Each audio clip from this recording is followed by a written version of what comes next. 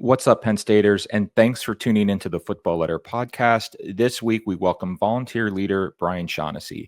Brian is a 1986 Penn State grad from the Smeal College of Business, and Brian serves as president of our Triangle chapter in North Carolina. The chapter has reached Elm level in our groups of distinction, which is our highest level of distinction. And also notably, the chapter was recognized during this year's Volunteer Awards for its inspiring community service in response to Hurricane Helene last year. We're going to talk with Brian about his Penn State story, what the chapter is doing, how the chapter rallied around the community last year. Brian Shaunessy, how are you doing today, sir? It's great to have you on the podcast. I'm doing good. Thanks for having me. You know what? Actually, let's start with the community service aspect of the chapter. The chapter was recognized. We're talking with Brian here in July. It's actually volunteer awards are about in 8 or 9 days. I was wondering if you could walk our audience through, what your community went through last year with Hurricane Helene, and then maybe describe a little bit, just how your chapter stepped up when your community needed it the most. Right. So with the football watch parties, we do a 50-50 raffle during halftime, which normally goes to our scholarship. And that's how we raise money for our scholarship that we have. And we also do food drives that we give to local charities. And so we were going through the football season, and then in end of September, Hurricane Helene devastated Asheville, North Carolina, and they needed a lot of help. So I talked to my board that we had at that time, and we decided to take all the money that we had already raised with our scholarship and the food that we had gotten, because we hadn't given it to anybody yet, and started donating it to relief efforts for Asheville. So with the money we raised and with the donations that we had, we donated roughly over 600 pounds of food to the cause of the disaster relief for Asheville. Just wanted to take a moment, Brian, and pause and say thank you. That 600 pounds, that is a big number. Why was it important for the chapter? I mean, it's a Penn State Alumni Association chapter, but, you very much serve the community itself. Why was that important for the chapter, do you think? Well, just the devastation that was done in Asheville last year. It was pretty bad. A lot of places didn't have running water. People couldn't travel. Roads were closed. So we took a lot of different places were giving food, collecting food for Asheville and sending trucks up there. So we donated the food that we had, and then all our money went to United Way, North Carolina, which was donating money to Asheville to help them out. During this time, I don't want to say, you were surprised, but was there something that you learned about your chapter in the Penn State Alumni Network when you see how the chapter responded in a time of need? Well, normally during our football parties, we sell our 50-50s. Our pots are like about $100, $125, which chapter gets 50% and person gets 50%. Sometimes people will give that money back and give all the money to us. But when we had noted in our announcements that all the money was going to Hurricane Helene, our pots grew to $200, $250 because people were buying more raffle tickets to try to win. And almost 99% of the time, people gave money back, gave all the money back, or just kept a little bit to cover their food bill at the game watch party and gave the rest back. So we were raising quite a bit of money, which when they converted that to food, $1 equals 1 pound of food, which is the national conversion for that. So that's how we came up with the 600 pounds of food. And then when you learned that the chapter had received the fundraising award given out at the 2025 Volunteer Awards, what was your response to that? What was your reaction? I was quite surprised and thankful that they did it. And in my nomination of it, I said, we will take that money and donate it back to Asheville at the time. And people have probably heard we've had Tropical Storm Chantel come through our area. So that money that we are going to get, we're going to give to United Way and direct it to our local area to help people and businesses, nonprofit businesses that don't have flood insurance, to get back on their feet. Well, we appreciate everything that you did, Brian, you and your chapter. And so again, I just want a heartfelt, thank you and gratitude expressed to you and your chapter. And thank you. The work that you did in the community was certainly impressive. It was a team effort, and I was very grateful that even the people at the watch party just started bringing in food like crazy, and we were able to donate it out. So speaking of the chapter, Brian, we're going to throw some photos up here on the screen. These photos are from some of your events and chapter members. Wondering if you want to give the audience a little bit of an overview of the Triangle chapter. I think when people hear the North Texas chapter, they get a pretty good idea of like what area that chapter serves. The Triangle chapter, I'm just wondering if you can maybe let folks know, where you are and the area that you cover, and maybe, a little bit of what you're focusing on there. Right. Well, it's not the Bermuda Triangle, just to clarify that. We are located in Raleigh, North Carolina. The Triangle is Chapel Hill, Durham, and Raleigh. So that's why they call it the Triangle chapter. We've been here since the early 60s, and then we've had our scholarship since the early 80s, and have been donating money to that endowment that we have, and giving students usually around $6,000-$7,000 from our scholarship endowment every year to them. And you also have, in addition to the community service projects and the football watch parties, what are some other ways that you unite Penn Staters year round, and kind of maybe what are some of the services that you're offering to local alumni? Sure. I mean, we have a lot of different events. We go to Hurricanes ice hockey game. We go to baseball games as a group. We also have cornhole tournaments to raise money for THON. We also do, on THON weekend, we do a THON auction, online auction, where we have people donate items to THON, to us, to auction off at THON. They could be new or used Penn State items usually. We also do volunteer events at different communities. Like this past year, we went to a farm that does, for underprivileged students, they get them to know horses and get to ride horses and learn about being on farm and taking care of that. We went out there and helped them clean up their area on a Saturday. So lots going on in the state of North Carolina for Brian Shaunessy and the Triangle chapter. You are tuned into the Football Letter podcast. We are speaking with Brian. Notably, the group received and was recognized and received an award during the Volunteer Awards this year during a Sunday brunch at the Arboretum at Penn State. Brian, I'm wondering if you can explain to our audience. So let's say it's game day in your part of the world. How does the Triangle chapter connect Penn Staters, unite Penn Staters, and where are your watch parties held? We get an email list from the university, and we also have our own email list of people who are not directly alumni, people from the university, and we keep that list updated. We send out blast emails.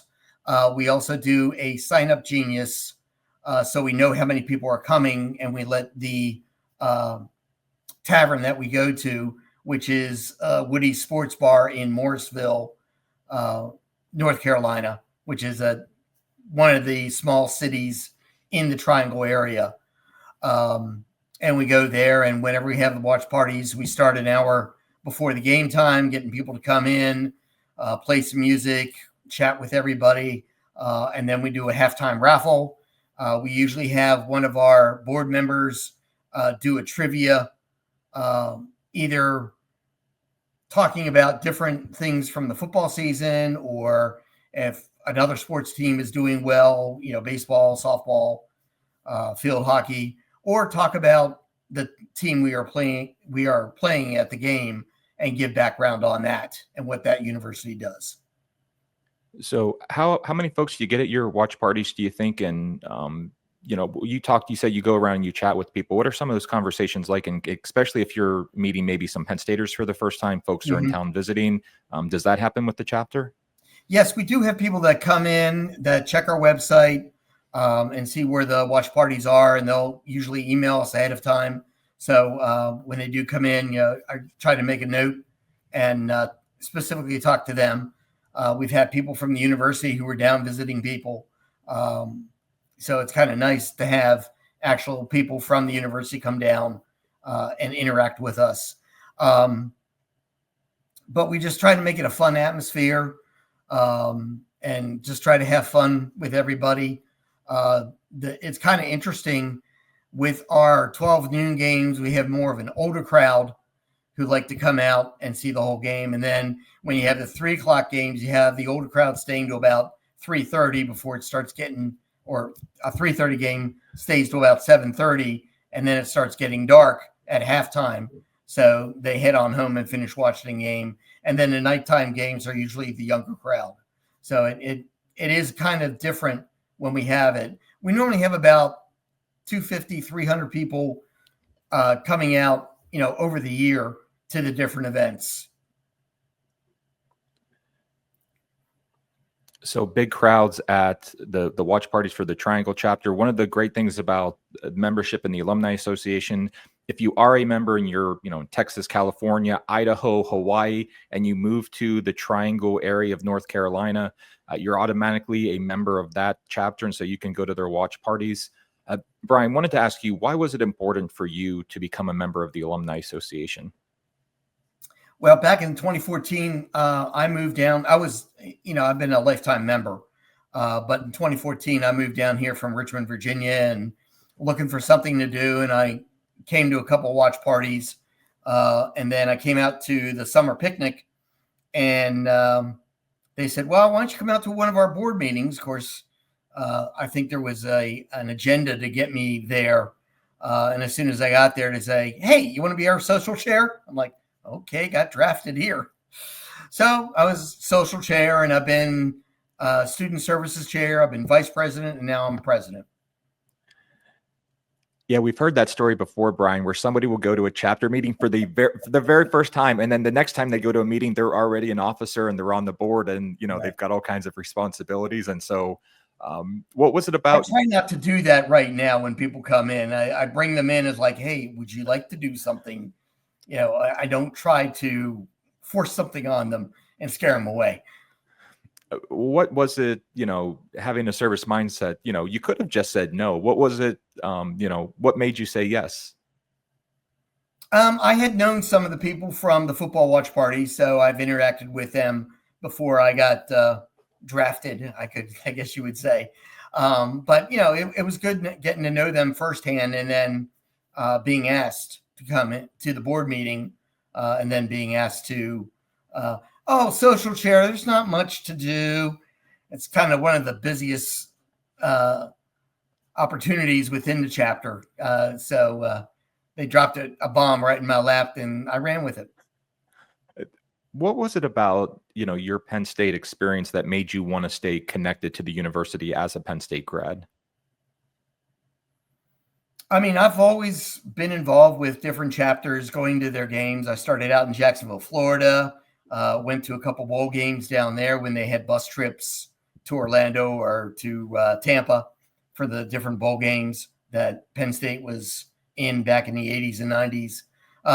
And then got involved at watch parties up in Richmond, and then came down here. I really didn't get involved with the groups that much, but when I came down here, I felt, I guess, it was time to move on and become involved with the group itself. So lots of folks can stay connected to Penn State in different ways. Staying connected to Penn State and the Alumni Association, specifically through an alumni chapter, an affiliate group, how is that valuable for you? What do you enjoy about that? I guess the biggest thing is you get to network with different people. And if you're happen to be laid off and looking for jobs, you can talk with people, get connected, and find different network opportunities. We do have usually 2 networking events, one in the fall, one in the spring, just to come out to a happy hour, get to know people, switch different tables, and talk with people, and get connected, and who knows, you might be able to get a job out of it. Former communications chair, one of your successors, I guess this would be Robert Johnson. Do I have that right? That is correct. Where was this Yeah, photo he's taken? back up in Philadelphia. We miss him. All right. So shout out Robert Johnson, former communications chair of the Triangle chapter. When you look at, the progress of the chapter, Brian, where have you seen the chapter, make strides over the last year or so? Where do you see the chapter getting better? Just doing more social activities for the chapter. I mean, there's a lot of diverse people here. As a matter of fact, I just had one person reach out to me. Hey, do we do anything about hiking? I'm like, no, but if you would like to come and talk to what you're thinking about, maybe we can get something set up and see if there's any interest. I have no idea. Some people might just like to go out hiking, and when you say hiking, who knows? It might just be walking on greenways that we have here and just exercising, not really mountain hiking or hill hiking where you have to, put out a lot of energy, just strolling with some friends. Brian, we usually start these interviews asking our guest about how they became a Penn Stater. We're about 17, 18 minutes into the conversation. Maybe let's go back for you, your Penn State origin story. How did Penn State become the school for you? Well, I was living at home and I wanted to go to a community college. And I didn't really want to go to a no-name community college. And since Penn State had a number of branch campuses, I started out at what was called at the time the Delco campus, Delaware County, which is now Brandywine campus. Went there 2 years and then did 3 more years up at the main campus. And how did attending a Penn State campus beyond University Park, how did that help get you acclimated to, the college experience? Oh, many different ways. I mean, we had a soccer team down that did different meets with other small colleges. And we had won our community championship my sophomore year. Also, my sophomore year, I participated in the THON dance marathon, which at that time was 48 hours, not 46. And believe me, that was an experience in itself, trying to stay alive for 48 hours. But I did it. And then going up to University Park for football games kind of pulled me in. And then I said I wanted to go to University Park because I had friends up there also at the time. Do you remember 1 or 2 early memories from attending games at Beaver Stadium? Probably just with the dorm that I was in, East Halls. So we kind of had a close-knit community with our two floors. And, we always went out and tailgated before the game, went in and sat together. And then also you would all have a different house from a different dorm of women come and tailgate with you. And we all sat together and had camaraderie. But it was always fun, getting up at 7 o'clock in the morning after being out all night, and you hear the RVs coming in honking their horns at 7 o'clock, and the game doesn't start till 3, and you're like, can you guys be quiet? I need to get some sleep. Yeah, guys, I was up until 3 o'clock in the morning, studying. You got to let me get some extra sleep here before the game. We'll just reset here. You're tuned into the Football Letter podcast. We're speaking with Brian Shaunessy, 1986 Penn State grad from the Smeal College of Business. Brian, you said you've been involved or have become involved with, numerous alumni chapters. You mentioned networking. In your career, where have you seen the value of a Penn State degree, kind of show itself for you? Probably back in the early 2000s, I got laid off from a job and I started working with career services at Penn State. And, they would look at my resume and help me with interviewing. So there's a lot of opportunity with career services. And a lot of people don't realize that that's offered at Penn State. You don't have to be an alumni member to work with career services, you can just have graduated from Penn State and they will help you out. Yeah, big time shout out to our Alumni Career Services team. They used to be in the Bank of America Career Services building. They are now back at the Alumni Center. That happened a couple years ago. So, the Alumni Center is open for visitors Monday through Friday, 8 to 5. You can stop in, ask about our Alumni Career Services team. They review resumes. We just had a guest on the podcast who talked about Lion Link projects. Their chapter's website is going to get updated through a Lion Link project through a student who's going to work with them. And so, yeah, great to hear, Brian, that, Alumni Career Services was there for you. And then you turned around and started giving back to Penn State. And so, yeah, it kind of feels out that way. Like Penn State helps you out and then you graduate and, you start a career and then you turn around and you feel the need to give back. Is that sort of an accurate description of your story? Of my story and of a lot of people I've seen come through at different alumni associations. That's kind of what they like to do, keep the spirit going from when they left college. So Brian and I will see each other occasionally at the Alumni Center throughout the year at some events. So Brian, when you get back to University Park, what do you enjoy about that experience? It's just surprising how it's completely changed since I was there in the 80s. Matter of fact, I submitted a request to Petit Library and finally got a map of what the university looked like in 1980. And I'll look at it now and it's totally different, completely different. I mean, the creamery that we have now was parking lot 80 for students to park their cars in the wintertime. And of course, that was the cold tundra you had to walk across to get to your classes. So you have a frozen tundra story, Brian? Most of the time, it was just you would get up, you'd look how cold it is, hear how cold it was, and say, nope, I'm going back to bed. I'm not going to class. And you couldn't take classes online, so you had to show up for class. Yeah, students nowadays have no idea how easy they have it, right? Yes. Plush dorms and everything. You mentioned the creamery. When you do get back on campus, what are a couple, special spots for you that you like to drive by or maybe spend a few minutes at? Well, definitely Beaver Stadium and We Are sign. But yes, going to the creamery, I'll be there a couple times. I know I'll get there next Thursday and probably get some ice cream on the way in. And then I will also pick up ice cream for our picnic and student send-off and bring it back to North Carolina on Sunday after the award ceremony. But yeah, just going around, seeing the different buildings.